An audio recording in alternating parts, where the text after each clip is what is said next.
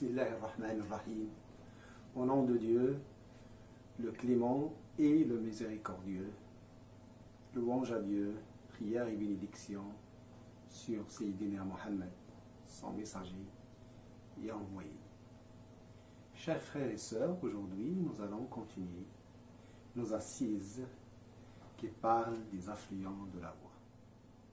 Les affluents de la foi, les affluents de l'iman, parce que le mot iman nous donne des significations qui sont plus vastes, plus riches. Dans l'assise passée, nous avons cité ce hadith, ce récit du prophète, sallallahu alayhi wa sallam, dans lequel il parle des 70 et quelques affluents. Il dit que l'iman est formé de 70 et quelques affluents. Le plus haut est de dire La ilaha illallah, il n'y a pas de Dieu que Dieu. Et le plus bas est de dégager ce qui peut encombrer le chemin des passants. Et la pudeur est un affluent de la foi. Aujourd'hui, nous allons essayer de commencer à découvrir ces affluents en allant chercher, en apprenant, en s'inspirant des hadiths et du contenu du Saint-Coran. Les affluents, tels que les savants ils les ont catégorisés, on a dit à la fin de l'assise, malheureusement, ça ne s'est pas transmis live, mais on a un enregistrement que nous allons, Inch'Allah Ta'ala, mettre sur Internet. À la fin, j'ai parlé des savants qui ont catégorisé, rassemblé et faire la collection des hadiths ou bien des versets qui parlent de ces affluents parce qu'ils n'ont pas été cités explicitement dans le hadith. Il y avait l'imam al-Halimi, il y avait l'imam al-Bayhaqi, il y avait l'imam al-Qasri, il y avait Ibn Hibban.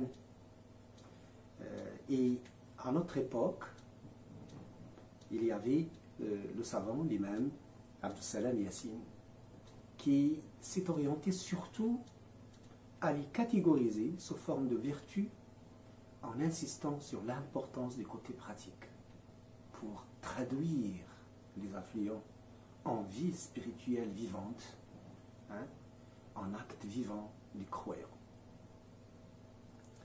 Et ces vertus, ces regroupements, ils aident, ils accompagnent le croyant dans son cheminement, jour après jour, pour approfondir et pour performer sur le chemin de Dieu. Aujourd'hui, nous allons parler d'un affluent qui est vraiment le départ. C'est l'amour. Il parle de l'amour. Oui. Contrairement à ce qu'on peut penser ou bien ce que les ennemis de l'islam essayent de propager comme message, l'islam est une religion qui est basée principalement sur un sentiment d'amour et un sentiment d'attachement. Nous commençons par un hadith dans Al-Bukhari, un hadith Qudusi, c'est-à-dire un hadith qui cite des paroles de Dieu, et dans lequel Dieu, subhanahu wa ta'ala, il dit « Quiconque offense un ami à moi, je lui déclare la guerre. » Il y a une relation d'amitié entre Dieu et ses serviteurs, ses adorateurs. Le hadith continue. Il n'y a pas d'offrande plus agréable à moi que l'accomplissement par mon serviteur des obligations que je lui ai assignées. Mon serviteur, quand il persévère dans les actes surérogatoires, facultatifs, il finira par mériter mon amour. Quand je l'aimerai, je deviendrai son ouïe, avec lequel il entend, sa puissance de vision avec laquelle Il perçoit le monde. Sa main avec laquelle il agit et son pied avec lequel il marche. Et s'il m'invoque, j'exaucerai sa demande. Et s'il se réfugie en moi, je serai son protecteur. Et le hadith continue comme ça.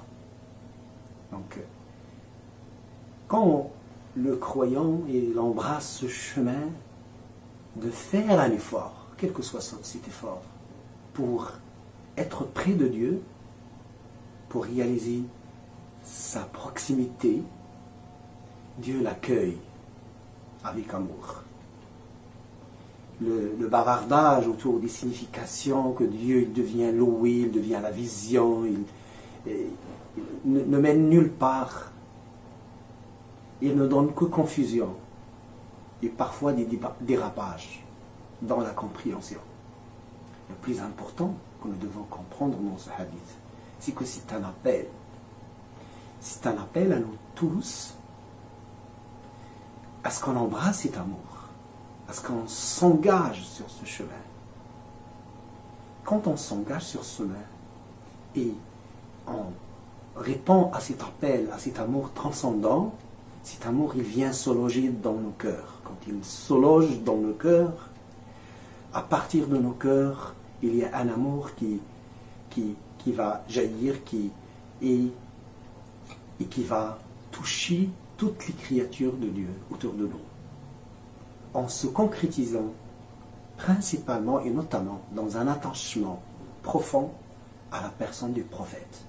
Donc c'est un amour pour Dieu, c'est un amour également qui se concrétise à un attachement au modèle, au prophète Sayyiduna Muhammad, prière et bénédiction sur lui.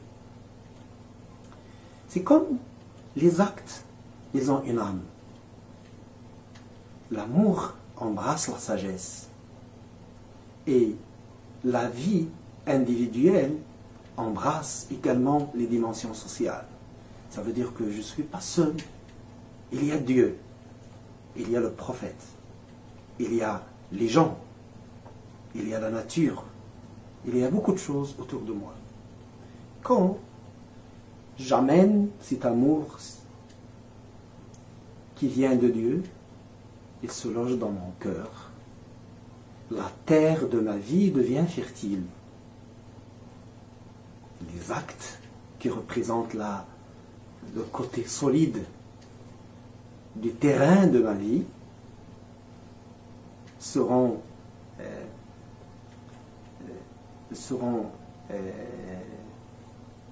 alimentés par cet amour qui leur donne âme, qui leur donne esprit à ce que je fais. Donc ce ne sont pas des actes rituels sans âme, mais à l'intérieur ils ont une profondeur. L'imitation du prophète, prière et bénédiction sur lui, commence à avoir un sens, à une profondeur.